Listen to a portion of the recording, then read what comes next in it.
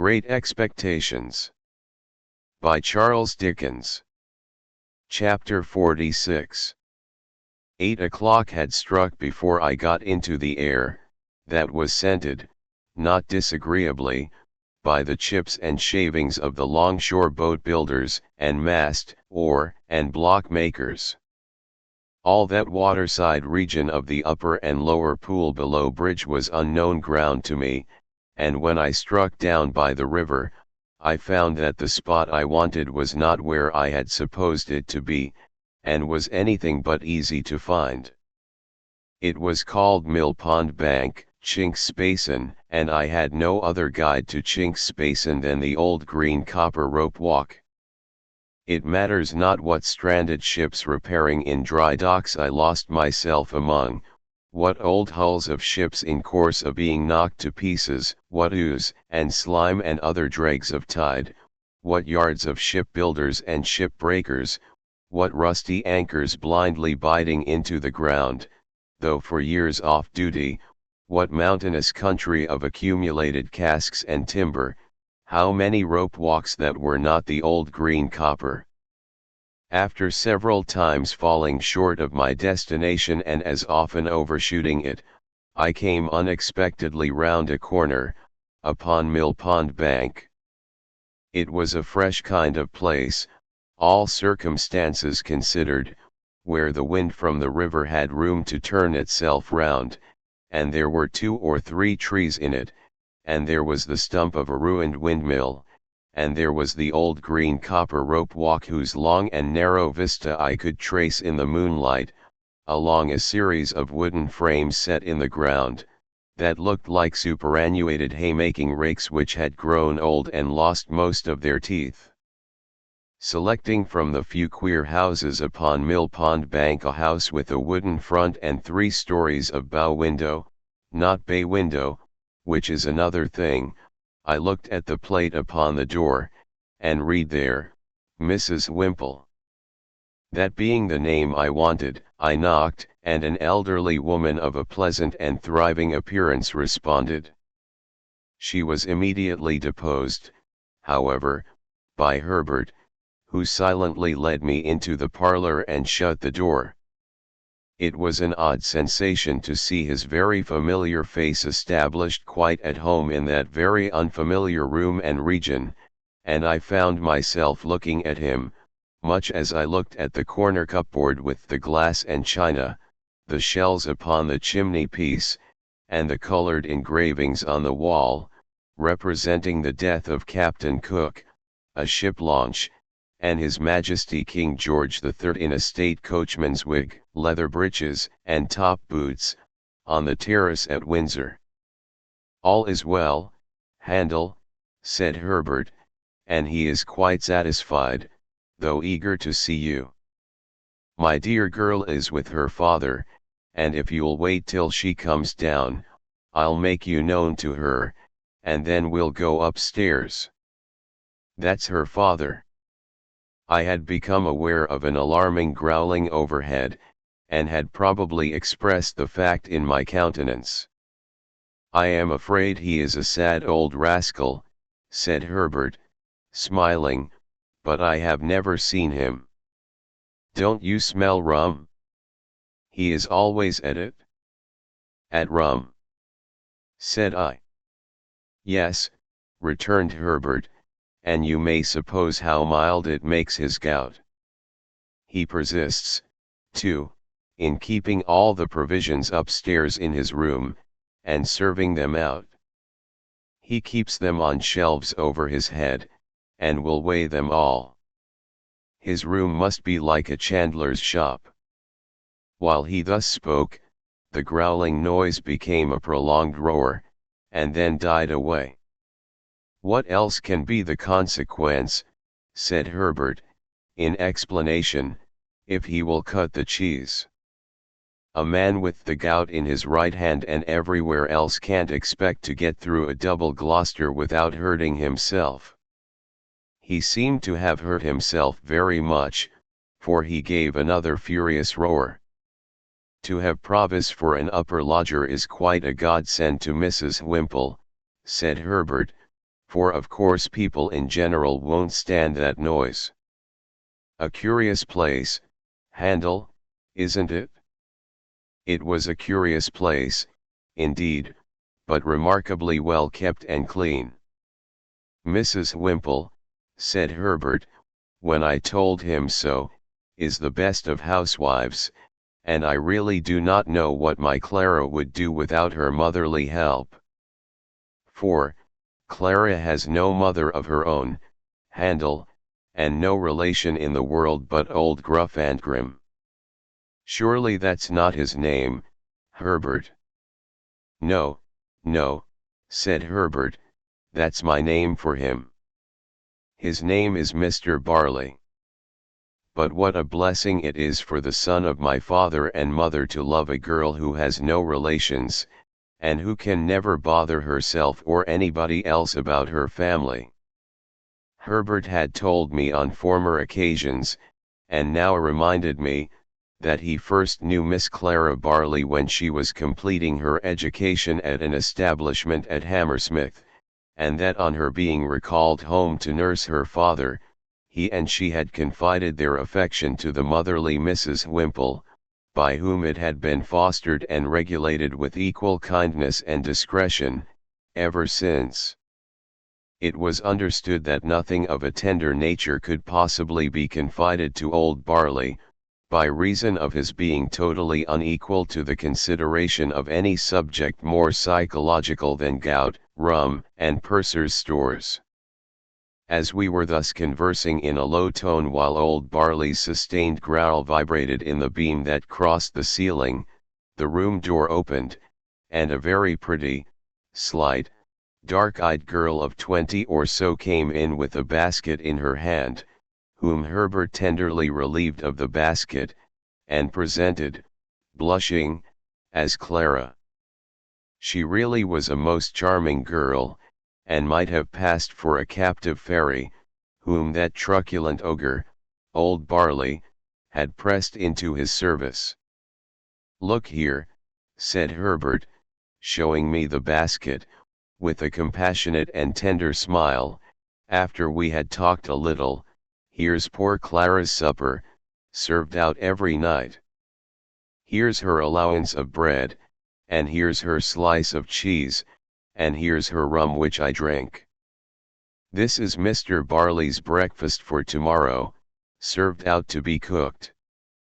2 mutton chops, 3 potatoes, some split peas, a little flour, 2 ounces of butter, a pinch of salt, and all this black pepper. It's stewed up together, and taken hot, and it's a nice thing for the gout, I should think."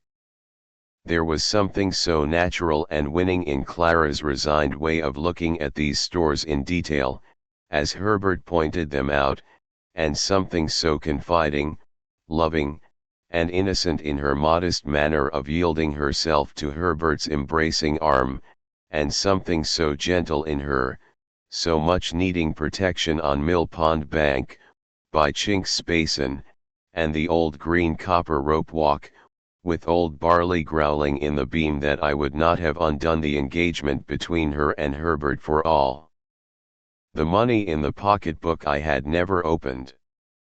I was looking at her with pleasure and admiration, when suddenly the growl swelled into a roar again, and a frightful bumping noise was heard above, as if a giant with a wooden leg were trying to bore it through the ceiling to come at us. Upon this Clara said to Herbert, "Papa wants me, darling," and ran away. "There is an unconscionable old shark for you," said Herbert. "What do you suppose he wants now, Handel?" "I don't know," said I. "Something to drink." "That's it," cried Herbert, as if I had made a guess of extraordinary merit. "He keeps his grog ready mixed in a little tub on the table. Wait a moment, and you'll hear Clara lift him up to take some. There he goes." Another roar, with a prolonged shake at the end. "Now," said Herbert, as it was succeeded by silence. "He's drinking." "Now," said Herbert, as the growl resounded in the beam once more, "he's down again on his back." Clara returned soon afterwards, and Herbert accompanied me upstairs to see our charge.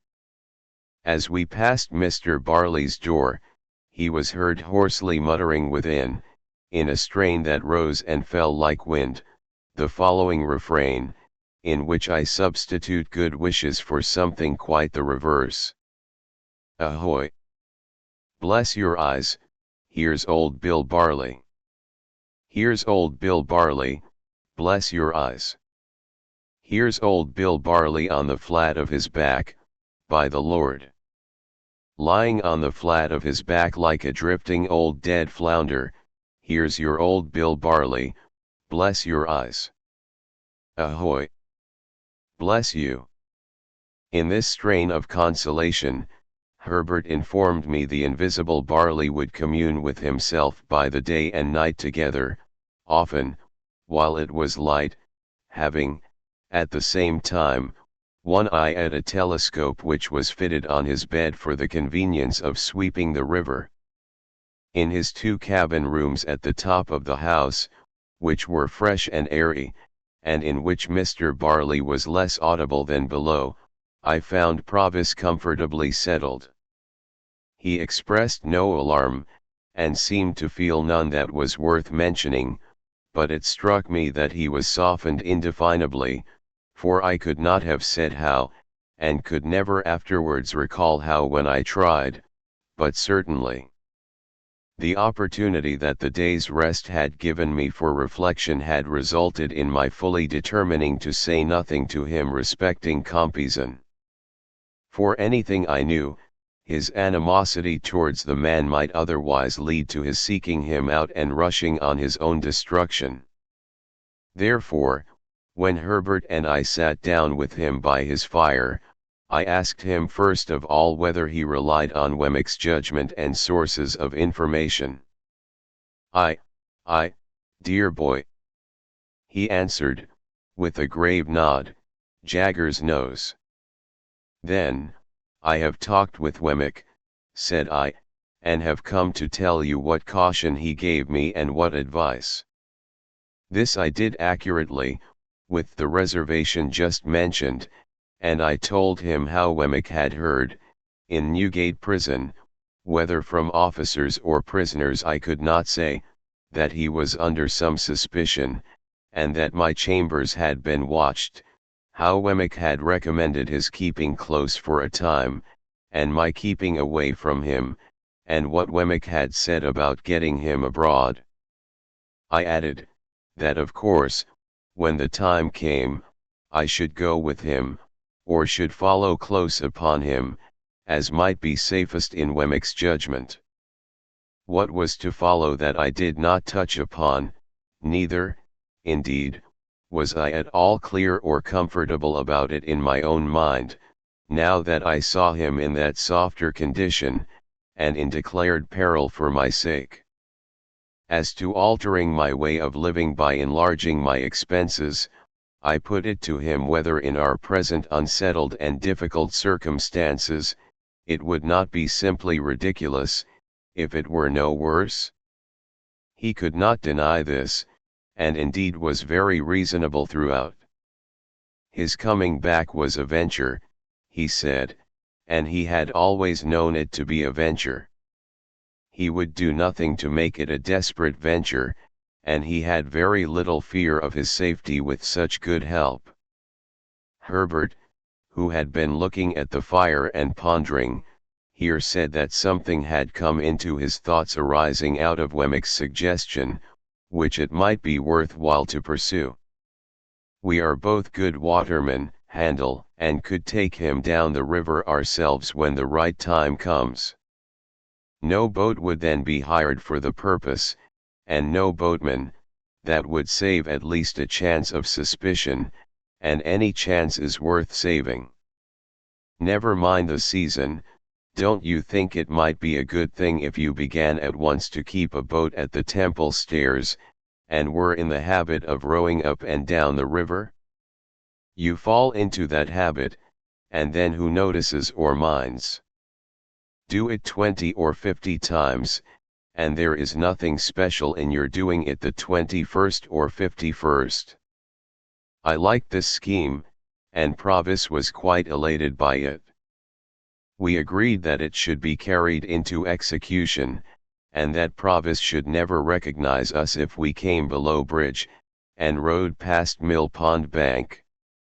But we further agreed that he should pull down the blind in that part of his window which gave upon the east, whenever he saw us, and all was right.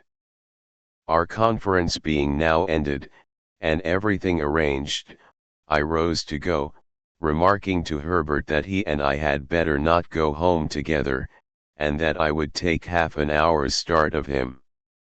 I don't like to leave you here, I said to Provis, though I cannot doubt your being safer here than near me. Goodbye. Dear boy, he answered, clasping my hands, I don't know when we may meet again, and I don't like goodbye. Say good night. Good night. Herbert will go regularly between us, and when the time comes you may be certain I shall be ready. Good night, good night. We thought it best that he should stay in his own rooms, and we left him on the landing outside his door, holding a light over the stair rail to light us downstairs. Looking back at him, I thought of the first night of his return, when our positions were reversed, and when I little supposed my heart could ever be as heavy and anxious at parting from him as it was now. Old Barley was growling and swearing when we repassed his door, with no appearance of having ceased or of meaning to cease. When we got to the foot of the stairs, I asked Herbert whether he had preserved the name of Provis. He replied, certainly not, and that the lodger was Mr. Campbell. He also explained that the utmost known of Mr. Campbell there was, that he, Herbert, had Mr. Campbell consigned to him, and felt a strong personal interest in his being well cared for, and living a secluded life. So, when we went into the parlor where Mrs. Wimple and Clara were seated at work, I said nothing of my own interest in Mr. Campbell, but kept it to myself.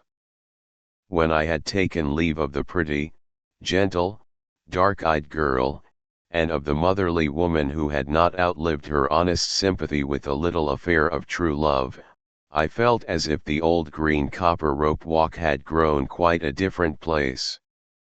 Old Barley might be as old as the hills, and might swear like a whole field of troopers, but there were redeeming youth and trust and hope enough in Chink's basin to fill it to overflowing.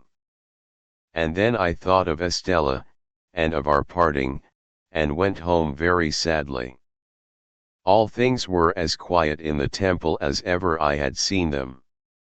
The windows of the rooms on that side, lately occupied by Provis, were dark and still, and there was no lounger in Garden Court.